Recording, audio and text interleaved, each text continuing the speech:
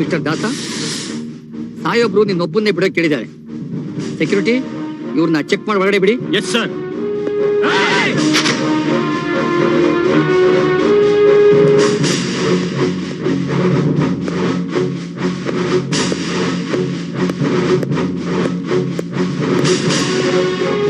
Welcome ದಾಸ, welcome.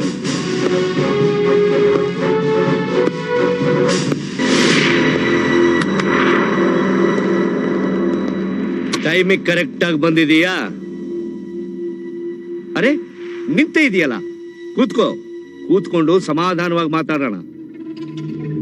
ಈ ಗುರಾಯಿಸೋದು, ಎದುರಿಗೆ ಬಂದವ್ರನ್ನ ಉಡಾಯಿಸೋದು, ಇವೆರಡೇ ನೀನು ಕಲ್ತಿರೋ ವಿದ್ಯೆ. ಆದ್ರೆ ನನಗೆ ಕನ್ನಡ ಓದಕ್ ಬರಲ್ಲ, ಇಂಗ್ಲಿಷು ಗೊತ್ತಿಲ್ಲ.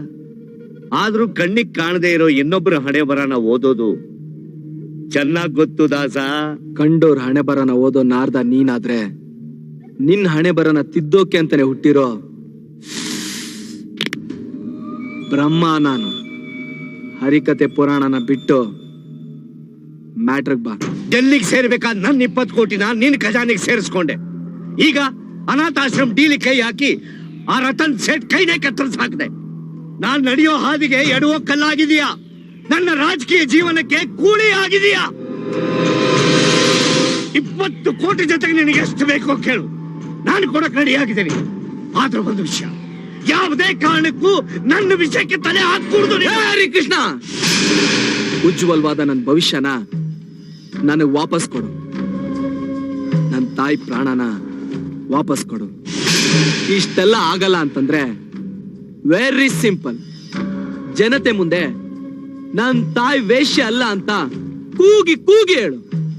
ಅವತ್ತೇ ನನ್ನ ನೆರಳು ಸಹ ನಿನ್ ಮೇಲ್ ಬೀಳಲ್ಲ. ಓ ಕಮಾನ್ ದಾಸ, ನಡೆಯೋದನ್ನ ಮಾತಾಡೋಣ ಅಂತಂದ್ರೆ ನಡೆದು ಹೋಗಿದ್ದನ್ನೆಲ್ಲ ಹೇಳ್ತಾ ಇದೀಯ.